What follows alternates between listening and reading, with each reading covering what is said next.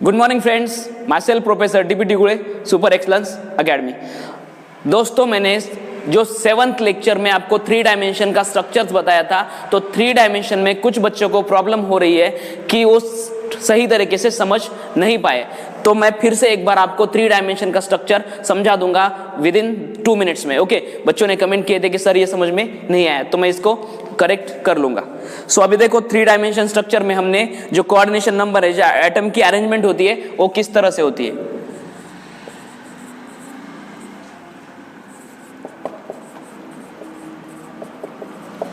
Three dimension में 3 तरीके की अरेंजमेंट होती है।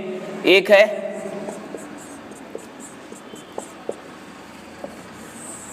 ये स्ट्रक्चर, दूसरा है ए बी स्ट्रक्चर, और तीसरा है A B C structure. Okay, हम तीनों को प्रॉपर तरीके से जानेंगे एग्जैक्टली कि क्या कंसल्ट है, इसका क्या प्रॉब्लम हो रहा है, कहां पर प्रॉब्लम एक्चुअली आ रही है। ये स्ट्रक्चर हमने जान लिया है, कर लिया है, ये आएगा अभी आपको।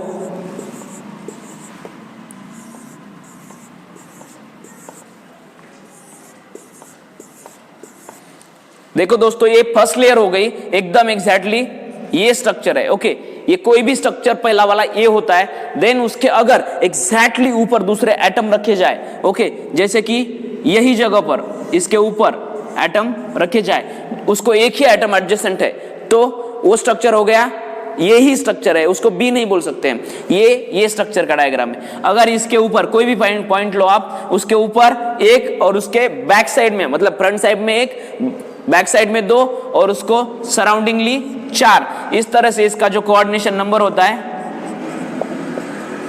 6 होता है। ओके, तो ये आता है, इस पर हम ज्यादा बात नहीं करेंगे, ये दोनों को सही से समझना है हमको। अभी देखते हैं हम ये भी स्ट्रक्चर क्या होता है। पहले हमने देखा, थोड़ा सा बिग बनाते हैं इसका स्ट्रक्चर हम।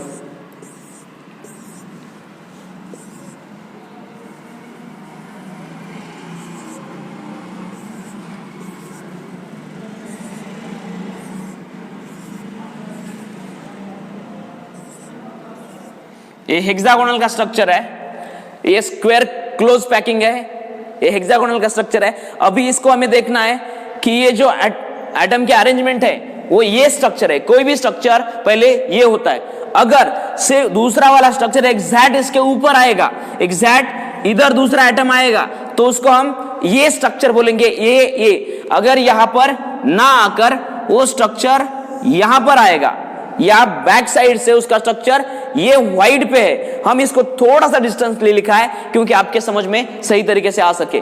ओके, ये उसके ऊपर वाला स्ट्रक्चर आया है, तो इसके वाइड मतलब जो खाली स्पेस बचा था, वो स्पेस को हम वाइड बोलते हैं। ओके, सो इस तरीके का जो वाइड प्रोवाइड होता है, इस तरीके का वाइड फॉर्म होता है, उस वाइड को हम बोलते हैं टेट्राहेड्रल वाइड। मतलब 4 स्पेयर के बीच में जो वाइड होता है, बीच में ये ऊपर से रखा है, जो बीच में वाइड पैदा होता है, उसको हम क्या बोलते हैं, टेट्राहेड्रल वाइड। इसके बारे में हम बाद में और डिस्कस करना है।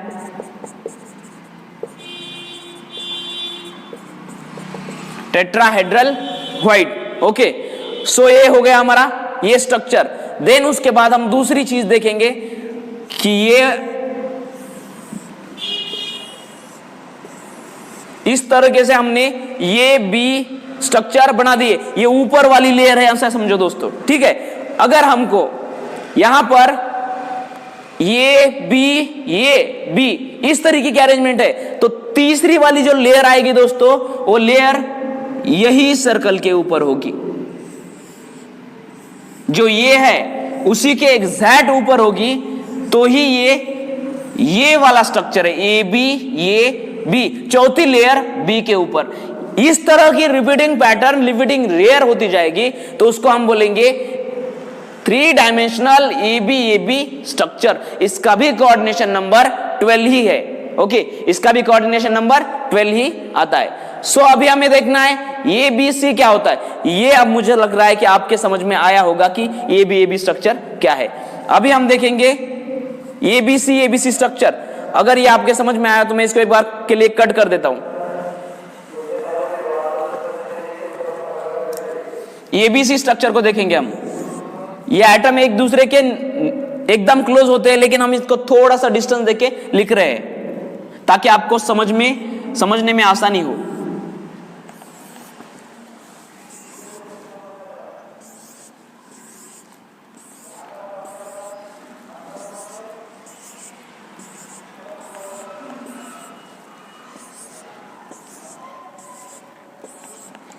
ये ए लेयर होगी, ये तो बात समझ में आ गई। ये लेयर हो गई। अब बी लेयर मतलब अगर इसको ये ही लिखना होता तो ये इसके ऊपर आ जाता, तो ऊपर एटम नहीं है, तो बी मतलब ये साइड में एटम है दोस्तों, ये वाइड पर एटम है।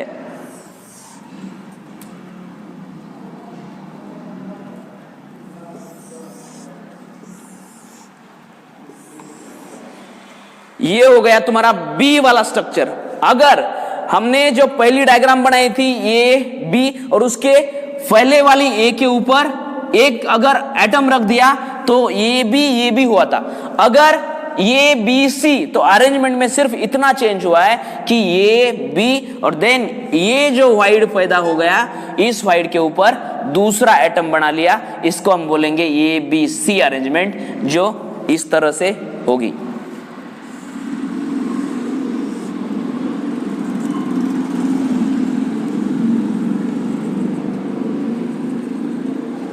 अब दोस्तों आपके समझ में आया होगा कि एग्जैक्टली ए बी और ए बी सी स्ट्रक्चर क्या होता है, किस तरह से एटम की अरेंजमेंट होती है।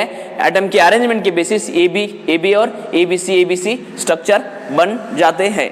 सो थैंक यू गाइज, आपको ये समझ में आया होगा कि एग्जैक्टली उसका जो एटम का अरेंजमेंट रेशियो है वो किस तरह से है। सो इसका कोऑर्डिनेशन नंबर एक बार हम देखेंगे कि एग्जैक्टली उसका कोऑर्डिनेशन नंबर कैसे होता है।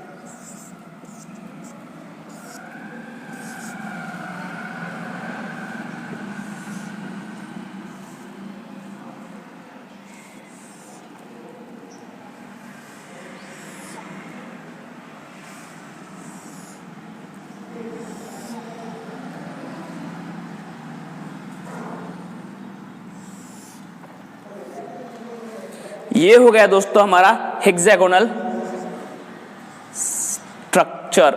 ओके, अगर हमने देखा कि ये बीच में जो 3 एटम है, ओके, हम इसको इस तरीके से अरेंज करके देखते हैं एक बार।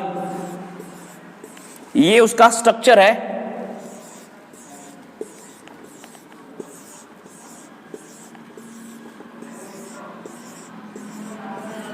सॉरी, ये इस तरह की अटैचमेंट नहीं है।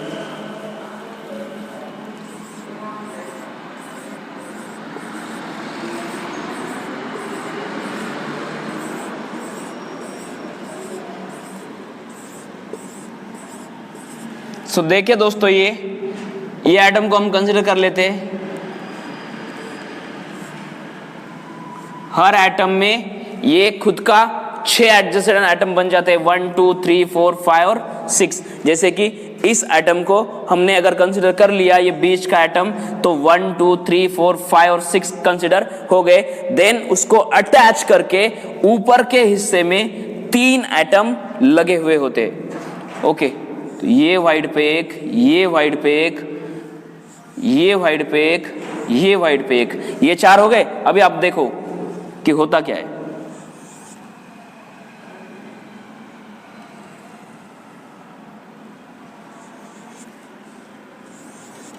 तो दोस्तों ये आप देख सकते हो कि ये जो बीच में एटम आ रहा है, इसको सिर्फ 1 2 और 3, 1 2 और 3 दूसरे एटम अटैच हुए हैं। उसी हिसाब से एक साइड से, मतलब नीचे वाली साइड से उसको 3 एटम अटैच हुए, तो इसके ऊपर भी दूसरे 3 एटम, उसके ऊपर ये हेक्सागोनल स्ट्रक्चर, ये रिपीटिंग पैटर्न बनता जाएगा, इस हिसाब से इसका कोऑर्डिनेशन नंबर